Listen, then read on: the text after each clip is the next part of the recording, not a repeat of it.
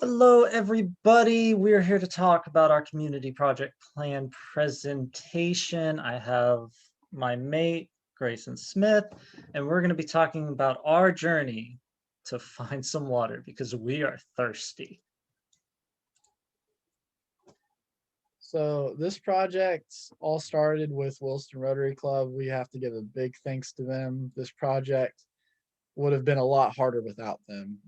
They provided the resources we needed and the funds we needed. So we're going to mention a little bit about them. The Rotary Club of Williston, they reach out to the local schools and the local community projects and provide resources to them, provide manpower or other kinds of funds to help them through projects. Honestly, in Levy County, the Williston Rotary Club really works through the schools. They have an interact club inside of each high school, and they let those kids come in and watch a meeting and show them how to run a business meeting. And they really work with the local kids. So this project was right up their alley, and they really supported us through it. So you're probably wondering how it all started, and I felt the need to tell this story.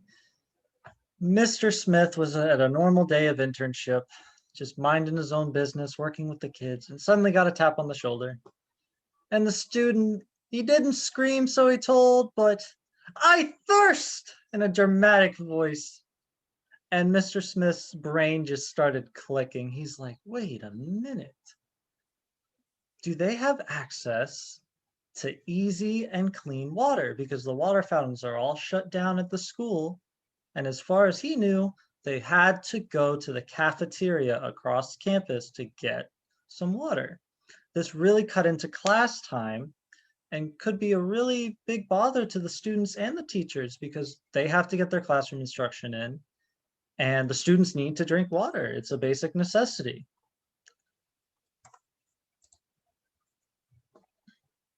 So this led us into the questions that we needed to ask ourselves before we started this project. And the first question was, what did the school need? In this case, the school needed a way for refillable water bottles, which was shown on our title slide. The refillable water bottles that could be used to bypass the COVID guidelines and let the students use the water fountains to refill the water bottles. So, how did this help our students? It gave our students a way to refill these water bottles and drink throughout the day. This way, I didn't have a kid coming up to me saying, I'm thirsty, I need something to drink. And then me looking at them and saying, we have to wait till lunch because we don't have water bottles to give you. This way, the students can have a refillable source and use it themselves.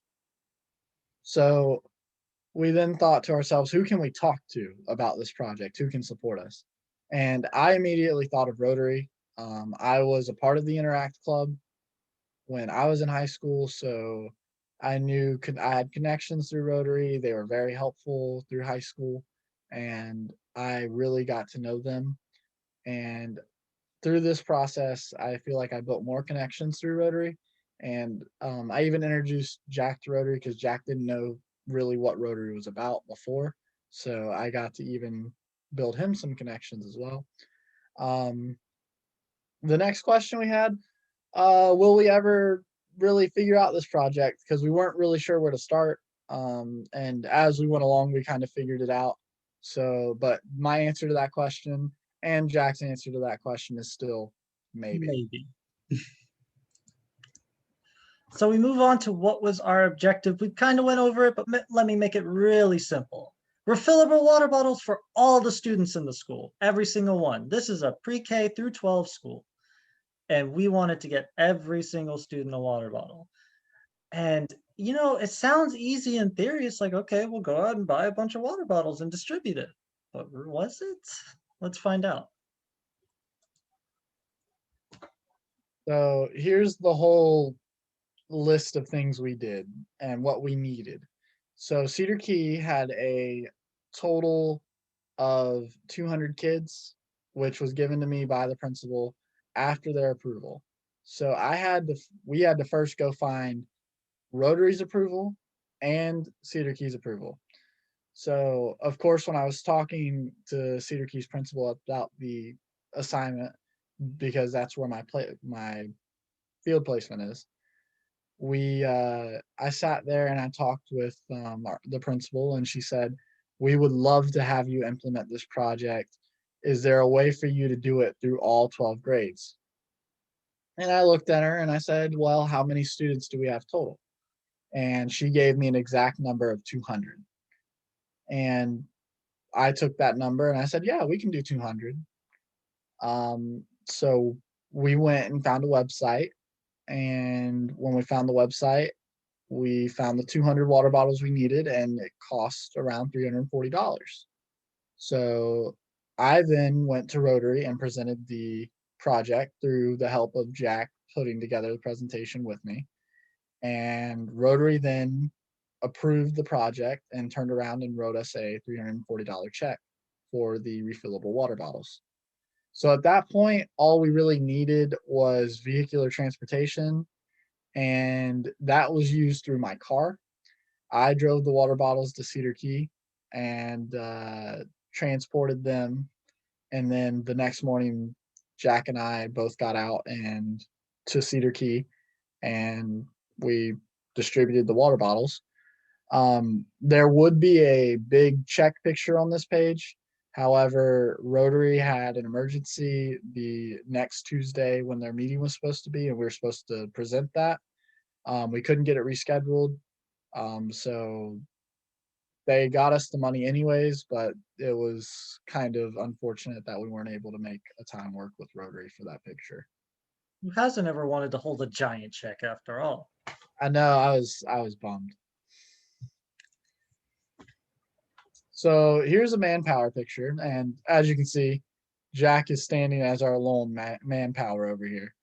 Um, and in those boxes, that's our containers of the refillable water bottles. Um, as far as manpower went, we were the main distributors. We walked around with Cedar Key's principal, and she took us along the path and gave us a direct route of how to reach all of the students in the school. And we basically carried the water bottles from class to class and distributed about 15 for each class because there's 15 students in almost every grade. So that's pre-K through 12th grade. So we're distributing water bottles every other door pretty much. So we just carried the boxes with us. We, as far as resources for Rotary went, Rotary helped us find a website to purchase the water bottles, which was actually dollardays.com. And they helped us find the most reasonably priced and efficient water bottles because the water bottles had to be clear on campus, clear and plastic. So that's what we went and did, and we found that, and through Rotary and Cedar Key School, we were able to implement the project with the manpower provided.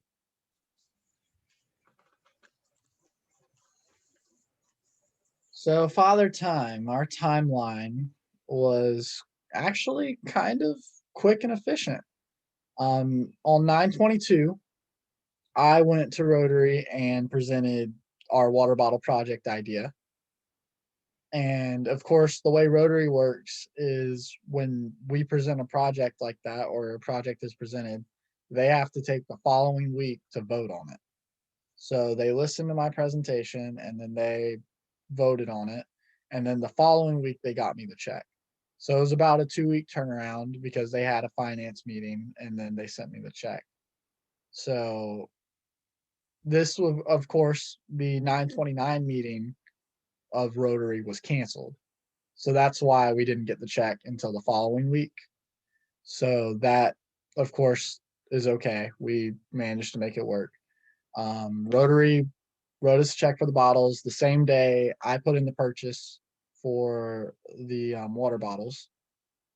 10/13, the water bottles arrived at my house, and then I delivered them to Cedar Key, where I met Jack. So that day would have been 10/17. 10/17, me and Jack distributed the water bottles throughout the school, and that was the end of the project. And as you can see in the photos, they don't look happy. We had some issues getting them to come up for our photos. They were super excited, but the moment the picture came out, nothing, No. nothing. So trust me, we're not monsters. We didn't make anybody take a photo that didn't want to.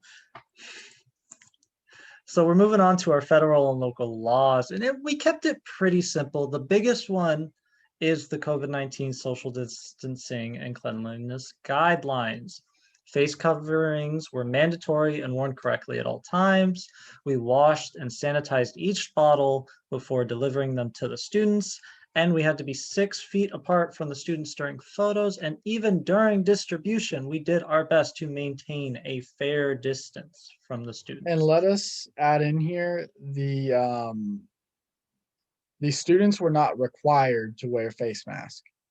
Only we wore face mask as that is what the college believes we should do and what we thought was appropriate for the situation. Levy County did not require face masks in for their students. So we decided to wear face masks to protect the students if we had anything. So Safe than in sorry. those pictures, if you saw something regarding face mask, we wore our face mask. The students did not have to. Good idea to make that clear. So moving on, another law that we felt was really important to follow was FERPA, the Federal Education and Privacy Act. We were unable to take any pictures of any students in the classroom that had signed no on their Go React videos or have not received permission from their parents explicitly. We didn't want to raise any family alarms that the students came home and said, Mom, Dad, we took photos for a project today. And then the parents go, what? We like to avoid those situations, so safe than sorry. The same thing happened with the other classes around the school. While each student at Cedar Key is required to fill out a media release form upon enrolling, it was not an easy master list to get, and then it would have caused a lot of hassle for each of the teachers to get a photo throughout the classrooms. So we played it safe and focused on taking pictures within our own classroom. No information regarding the educational records were released during the process. We didn't need their educational records. These students, we just wanted to provide them something non-educational, a need from thirst. Water, it is a basic need and a basic right. So then we had our own little ethical conduct and professional responsibilities to follow. We had to be polite, respectful, and dress professionally at all times. We are adults, we are educators. If we cannot dress professionally, we are not setting the standard for our students in the future. Our interactions with the students were not just friendly, here's your water bottle, goodbye. No, we tried to have an educational meaning behind each and every one of our interactions. We had many lectures, explanations, demonstrations throughout each of the classrooms about why a clean water source is important, a little brief introduction on why social distancing matters, and why the water fountains were unable to be used without these refillable water bottles. We followed all COVID-19 guidelines throughout the school. We followed all the directions from the principal, even if she was a bit of a slave driver. And we felt it was our ethical duty to provide these students with these lectures. We wanted to give them the information. So how did we survive the process? Well, honestly, when it came down to it, communication. We were in constant communication with everyone involved. Rotary, Cedar Key, and ourselves. We worked together to establish dates and come up with a completed timeline for the project. As I stated earlier, I handled most of the finances as we felt between Rotary and myself and Jack felt it was just better for me to go in and handle the money and put out the finances and make the payment and them write me the check. That way it was all just going through one person. Um, of course, this was done, and all I had to send to Rotary was a picture of the water bottles when they arrived, and then I also had to send a picture of us distributing the water bottles at the school, which I did. And of course, they wanted to see the final results. So we are currently um, kind of finishing the project as far as the written part goes. So I probably will also send this presentation to Rotary. Um, as you can see in this picture, our boys are more excited to be in the picture. And I don't really know what happened in between these pictures. Uh, just the kid standing in between me and Jack was absolutely thrilled with the bottles. So um, they still use them on a daily basis ever since we dropped them off. So it's really nice to see that happen, and it's really nice to see the payoff of the A great project. feeling for us both. So we got to talk about something that, is kind of an honest question. Was there any changes to our plan? And really, I feel like we got really lucky. We had a great network of communication with Rotary and Cedar Key School. We met our goals of distributing each and every water bottle to every student. And now the students are able to use these water bottles at school. They can drink water in class and they can go refill them at the water fountains or at the sink. It's really nice to know that we made such an impact on the way the school functions. And it's not something as simple as drinking water. So in conclusion, the idea behind this project was simply to get the students something they needed. Due to COVID-19, things happen and it's unprecedented, and we were actually unsure if we were even going to have class in person this this year. So for something that you wouldn't even really see as a normal need in a classroom, kind of tells you what the world is like right now. We wouldn't have thought last year that water bottles would have been a necessity in the classroom. Now students everywhere can't drink out of water fountains, and they don't have a way to hydrate throughout the day. So hopefully this project doesn't have to be done more than this year, maybe next year. So hopefully we can get schools kind of back to a normal way of living. But for now, this project just represents something that you can walk into a classroom and just simply observe based off of what's going on in the community. And you know water bottles really wouldn't have been considered a necessity in schools more than this year, so because of the water fountains. So the lack of water fountains really drove this project, and we're hoping for everyone's sake that this is a project we only have to implement one or two times. So hopefully we can get back to normal. But as far as the actual implementation of the project went, it was a blast getting to work with everyone, and we really made some good connections through the project. And we would love to work with Rotary some more on other projects. So hopefully we can make that happen. However, we want to look for needs that are what are our next needs for the students, since we already addressed the water bottle needs. As educators, it never ends. There's always something more we can do for our students, and we have to keep making sure. And that concludes our presentation. We've got a few references here if you'd like to take a look. And I think that I'm going to enjoy my own water bottle.